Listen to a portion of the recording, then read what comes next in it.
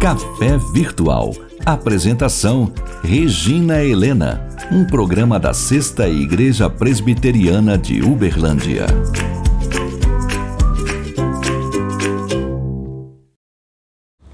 Olá, seja muito bem-vindo ao Café Virtual.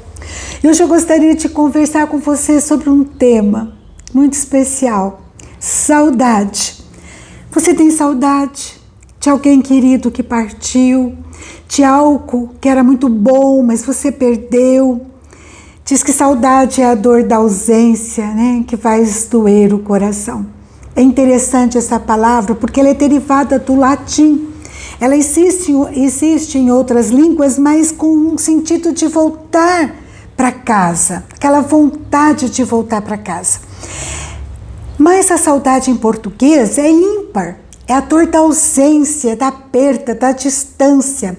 Os tradutores dizem que saudade é a 7ª palavra mais difícil de ser traduzida. E considerando então isso, um poeta português, Fernando Pessoa, do início do século XX, que deixou uma obra lindíssima, ele diz assim: saudades só portugueses conseguem senti-las bem, porque eles têm essa palavra para dizer que as têm. Então os portugueses, né, a língua portuguesa tem a palavra saudade. Então só os portugueses conseguem expressar bem essa palavra, esse sentimento. Nós temos também o nosso poeta brasileiro, Casimiro de Abreu, que por volta de 1840 fez um poema lindíssimo que nós conhecemos durante nossa infância e adolescência, né? Muitos sabem de cor, que diz assim: ai, que saudades que tenho da aurora da minha vida, da minha infância querida, que os anos não trazem mais. Que coisa linda, né? Mas vocês sabem que quando nós nos distanciamos de Deus, Deus lamenta, Ele tem saudades. Ele fala isso para o povo de Israel.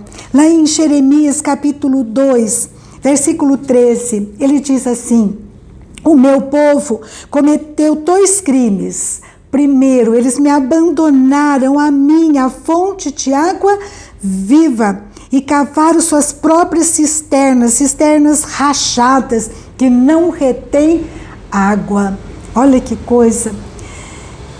Como nós estamos? Será que nós temos nos afastado de Deus, esquecido dele como o povo de Israel?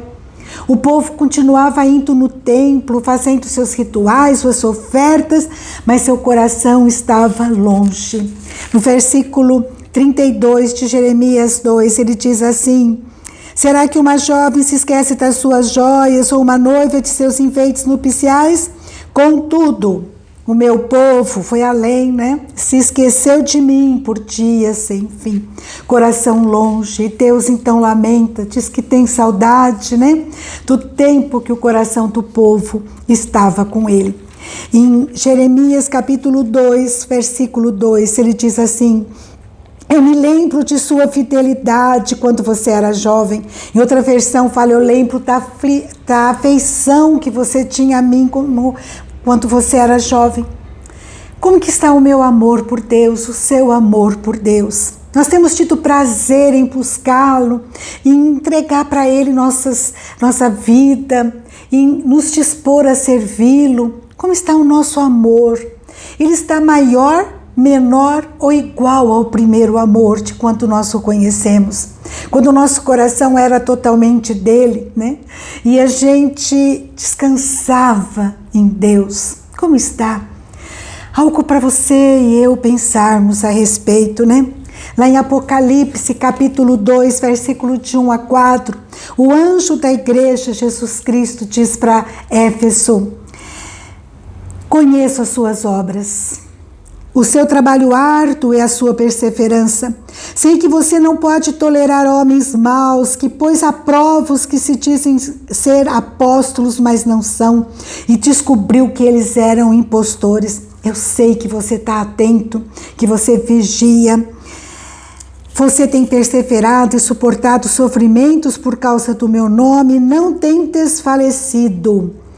Olha, eu conheço as suas obras, que você é perseverante na doutrina, que você não suporta maldade, mas tem um mais aqui terrível que diz assim: contra você, porém, tenho isso, você abandonou o seu primeiro amor. E ele continua: você, lembre-se de onde você caiu, arrependa-se e pratique as obras que praticava no princípio. Jesus fala: olha, seu coração não vibra mais pelo Senhor. Vocês perderam aquele encanto, tão insensíveis. Sabe por quê? Vocês perderam o primeiro amor. Estão vivendo do passado. E eu fiquei pensando, será que muitas vezes a gente não fica no passado, como cinzas apagadas numa lareira, sem vida, sem calor, sem aquele ímpeto, sem aquela vibração, aquele entusiasmo. Às vezes fazendo muita coisa, muito ativismo, mas só memórias das bênçãos passadas. Não para, né, para pensar, não para pensar no presente, no que Deus pode ainda fazer, no que Deus tem preparado para nós, e fica numa frieza, numa indiferença. Lá em Jeremias, capítulo 2, a parte B do versículo fala o seguinte, versículo 2: como noiva você me amava. Deus está falando no passado, para aquele povo, com tristeza, com lamento. Era um tempo bom, você me amava. Lembra de Marta e de Maria? Marta naquele ativismo, né, desregrado, e Maria aos pés de Jesus, amando cada palavra, amando aquela presença de Jesus. Como que você e eu estamos? Nós estamos hoje com o amor de Maria, buscando a Jesus, ou nós estamos num ativismo inquieto como Marta? Aquele tempo de amor, de comunhão, que Deus aqui, ele lamenta. Eu lembro-me de ti como noiva, aquela comunhão, aquela alegria no coração de uma noiva que gostava de ouvir a voz de Deus, seus conselhos, aquela menina dos olhos de Deus. O povo de Judá continuava indo na igreja, continuava com orgulho da sua religião, mas ele tinha perdido aquele amor, aquela comunhão com Deus. Como você e eu estamos hoje na comunhão com Deus?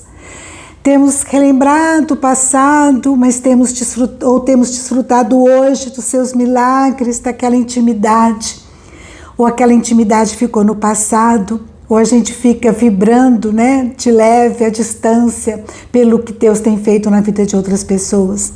Lá em Jeremias continua dizendo, Jeremias 2, versículo 2, como noiva você me amava e me seguia pelo deserto, por uma terra não semeada. Israel, meu povo. Deus fala, né, com tanto orgulho. Ele era santo para o Senhor. Que coisa tremenda. Era um tempo de confiança, de dependência, de exclusividade. Como nós estamos nesses quesitos, temos sido consagrados ao Senhor, dependente dEle. Ele é exclusivo para nós, é nossa prioridade. Temos nos consagrado na presença dEle, sem reservas, nos entregues, né? Deus me basta, Ele é a minha prioridade. Ou tem algo que tem nos afastado da comunhão de Deus, como aquele povo, né, se afastou dele, me abandonou a fonte de água viva. Será que nós temos abandonado, cavado cisternas que não valem nada, cisternas inúteis, né? Cisternas rachadas que não retêm água. Que nós possamos buscar o nosso Deus.